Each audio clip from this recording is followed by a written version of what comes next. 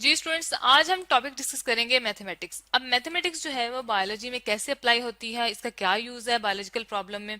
Mathematics को actually कहा जाता है मदर ऑफ साइंसेज, जो तमाम साइंसेज में अप्लाई होती है। ठीक है, इसके बगैर कोई भी साइंस की फील्ड जो है वो कंप्लीट नहीं होती। ठीक है, अब हम क्या करते हैं, डाटा को ऑर्गेनाइज तो कर लेते हैं, डाटा तो लिविंग थिंग से ले लेते हैं, लेकिन उसको एनालाइज करने के लिए हमें मैथ्स की जरूरत पड़ती है। ठीक है, तो ये जो मदर ऑफ साइंसेज है इसको हम मैथ्स को कहते हैं, और मैथ्स में जो उसकी आगे एक फील्ड है इसे हम अप्लाइड मैथमेटिक्स कहते हैं, जो कि हम बायोलॉजिकल प्रॉब्लम्स को हल करने के लिए इस्तेमाल करते हैं। ठीक है, अप्लाइड मैथमेटिक्स है। ठीक है, ये यूज की जाती है बायोलॉजिकल प्रॉब्लम्स को सॉल्व करने के लिए।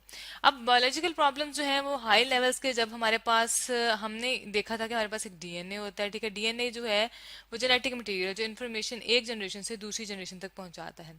अब डीएनए के जो सीक्वेंस होता है मिलके, स्मॉल सा सीक्वेंस ऑफ डीएनए जो होता है उसे हम जीन कहते हैं। हम लिख लेते हैं सीक्वेंस ऑफ डीएनए, जो कि खास किस्म के करेक्टर को, जैसे हमारे नेल्स बनाने को, हेयर बनाने को, जो करेक्टर को, हमारे स्किन का कलर कैसा होगा उसको कोड करता है। सीक्वेंस ऑफ डीएनए को हम कहते हैं जीन। ठीक है, अब ये जो जीन होता है ये एक खास किस्म के करेक्टर को कोड करता है। अब हमने ये सारे जो जीन फाइंड कर लिए, बहुत सा हमारे पास डाटा हो चुका है। बायोलॉजिकल मॉलिक्यूल्स जो हैं हम यहाँ लिख लेते हैं, बायोलॉजिकल मॉलिक्यूल्स।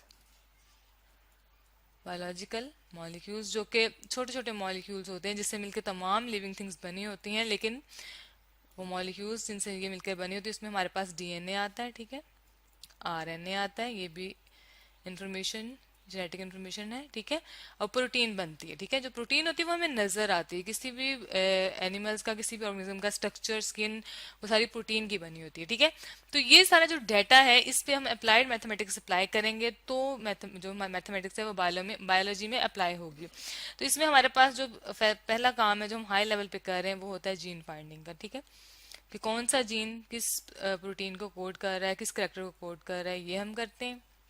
ये बहुत मुश्किल काम है। ठीक है, प्रोटीन का स्ट्रक्चर, जो हमारे पास प्रोटीन आ रही है किसी भी एनिमल की स्किन में, वैसे जो हम एग खाते हैं उसकी जो आपने, हमें तो उसकी शेप वैसे नजर आती है। ठीक है ना, उसमें प्रोटीन होती है, लेकिन उसका स्ट्रक्चर ओरिजिनली कैसा है वो हम जो लैब में देखते हैं वो कैसी होती है। ठीक है, इसके बाद प्रोटीन्स जो है जब आपस में इंटरेक्ट करती है, ठीक है, तो उस पर क्या इफेक्ट पड़ेगा, उसकी दूसरी प्रोटीन की शेप है, वो भी हम इसमें स्टडी करते हैं। ठीक है, इसके बाद जो हमारे पास एप्लीकेशंस आती है वो है बायो इन्फॉर्मेटिक्स। यहाँ हम लिख लेते हैं, बायो इन्फॉर्मेटिक्स में हम क्या करते हैं, ये एक रिसेंट टेक्नोलॉजी है। इसमें हम क्या करेंगे, कंप्यूटेशनल मेथड जो कि हमारे पास सबसे रिसेंट टेक्नोलॉजी है, कंप्यूटर डेटाबेसेस, ऑनलाइन टूल्स और तमाम किस्म के जो डेटाबेसेस हैं अवेलेबल हैं, कंप्यूटेशनल बायोलॉजी। ठीक है, और प्लस हम क्या करेंगे, डाटा को एनालाइज करेंगे स्टैटिस्टिकल टेक्निक से। स्टैटिस्टिकल टेक्निक्स, स्टैटिस्टिकल, इसको ठीक कर लेते हैं, स्टैटिस्टिकल टेक्निक्स। ठीक हो गया, टेक्निक्स। ये जब कंबाइन होंगे तो इससे हम क्या करेंगे, इन दोनों को मिला के हम एनालाइज करेंगे बायोलॉजिकल डाटा को। ठीक है, एनालाइज बायोलॉजिकल डाटा। और बायोलॉजिकल जो डाटा है वो किस फॉर्म में हमारे पास होता है, हमारे पास बायोलॉजिकल मॉलिक्यूल्स की सीक्वेंस फॉर्म में होता है, डीएनए, आरएनए और प्रोटीन की फॉर्म में, बायोलॉजिकल डाटा। ठीक है, तो आज हमने बायो की दो रिसेंट फील्ड्स के बारे में पढ़ा है। एक हमने देखा है कि मैथमेटिक्स को हम बायोलॉजी में कैसे अप्लाई करते हैं, और दूसरा हमने देखा है कि बायो इन्फॉर्मेटिक्स जो कि एक रिसेंट टेक्नोलॉजी है उसको हम बायोलॉजिकल डाटा पे कैसे अप्लाई कर सकते हैं, और बायोलॉजिकल डाटा को हम कैसे एनालाइज करते हैं।